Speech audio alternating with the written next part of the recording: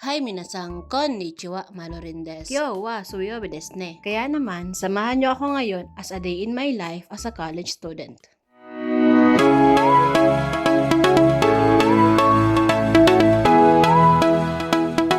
Wednesday ngayon, kaya naman kailangan nating pumasok sa school. Shoganai ne. Bumangon ako ng mga 6 na siguro tapos pinagluto ko si Taya ng pagkain niya. Tapos pagkahatid ko, bumalik ulit ako sa higaan kaya tanghali na ako nagising ulit mga 9 na siguro. Sabi ko papasok ako ng mga 9 or 10 pero dahil mabagal nga akong kumilos, nakaalis ako siguro mga 11 na. Bago ako umalis, nakipagkulitan muna ako kay Kali. Birthday to Malakas! Happy birthday to you! Happy birthday! Siyempre, after noon, naligo na ako. Then, nag-prepare na ako bago ako pumunta sa school.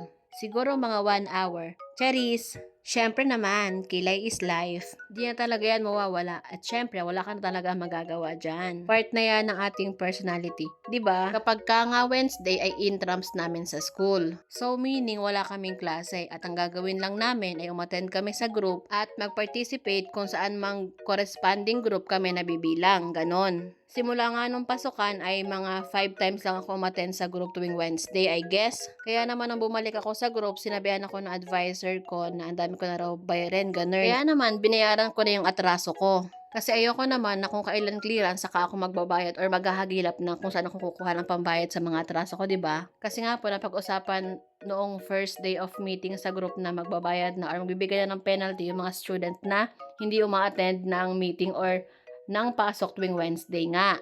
So, sa part na to, nire-ready ko na yung motor para mamaya ay Gora Bells na, 'di ba? Kasi nga, ang dami rin talagang hindi umattend ng klase or ng pasok tuwing Wednesday. Siyempre naman, bago ang lahat, ay magme-merienda muna tayo. Pangalawang kape ko na nga pala to, sorry na.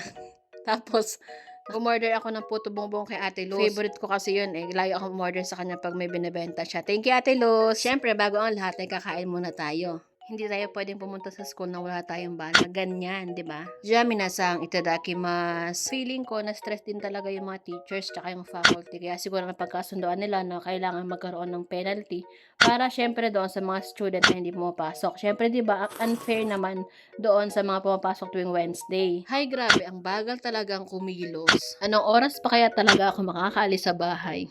Okay, motor check, engine check, jacket check, kapote check, syempre outfit check din, 'di ba? Ja itekimasu. Kokokara daigaku made 20分ぐらいかかるよ. And ito yung papuntang parking tapos mag-iin muna tayo, time check 11:11 ng tanghaling tapat. Tapos pinark ko na yung motor ko dyan and ang onti lang ng pumasok na student ngayon kasi konti lang yung mga nakapark dito. Tapos bago ako umalis dyan ay dumating si Bane kasi bumili siya ng ulam. Kaya naman inantay ko siya bago ako umalis and kumingi na rin ako kay nanay ng bayabas. Andito na tayo sa loob, nasa second floor ako at may naggagawa ng building dito. And ayan yung view from here. Pagdating ko sa room ay wala na gaanong student kasi nga nagla-lunch na sila. Sabi ni ma'am daw ibabalik daw ng 12:30. Kaya naman ibumaba muna ako at chinek ko yung mga classmate ko. Sila ay nagla-lunch. Hi guys!